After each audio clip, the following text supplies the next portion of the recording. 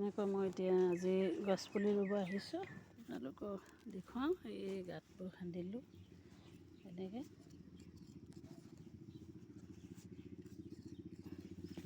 এইকেইটামান খান্দিছোঁ। এতিয়া লগাম আপোনালোকৰ এয়া বেঙেনা পুলি ৰুই দিম এনেকৈ।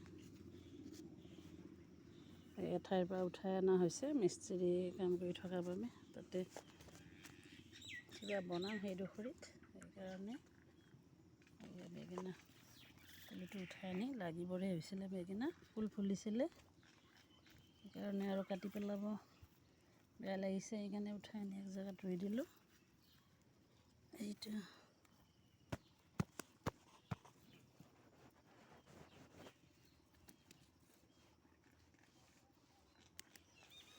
ৰুইছোঁ ইয়াতে বেঙেনা পুলি। এয়া হ'ল ভোট জলকীয়াৰ পুলি। এনেকৈ লগাই দিওঁ, এতিয়া ৰুই দিওঁ এনেকৈ।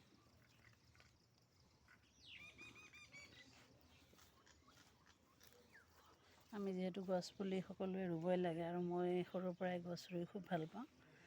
আৰু আমি গছ ৰুলেহে জীয়াই থাকিব পাৰিম, উশাহ নিশাহ ভালকৈ ল'ব পাৰিম।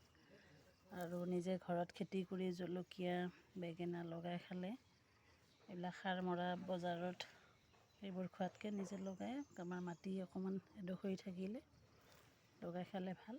সেইকাৰণে যিখিনি পাৰোঁ নিজে লগাওঁ বাৰু, বাকীটো কিছুমান কিনোৱেই।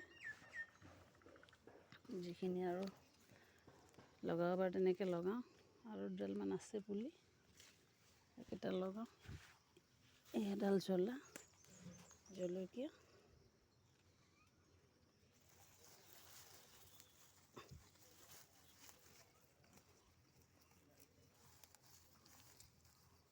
এনেকৈ আৰু এডাল জলকীয়া ৰুই দিলোঁ। ইমান গৰম পৰিছে, ঘামি জুমি ল'লোঁ মই। এতিয়া আৰু দুটা ৰুব আছে। বেঙেনা পুলি দুডাল দিলোঁ, জলকীয়া দিলোঁ দুডাল। এই আৰু এটা জলকীয়া আছে, সেইটো দিম ইয়াতে।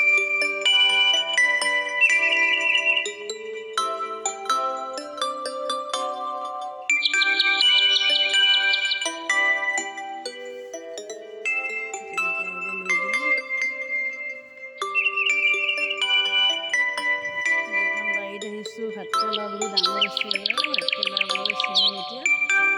লাগিছে, এইকেইদিন অহা নাছিলোঁ।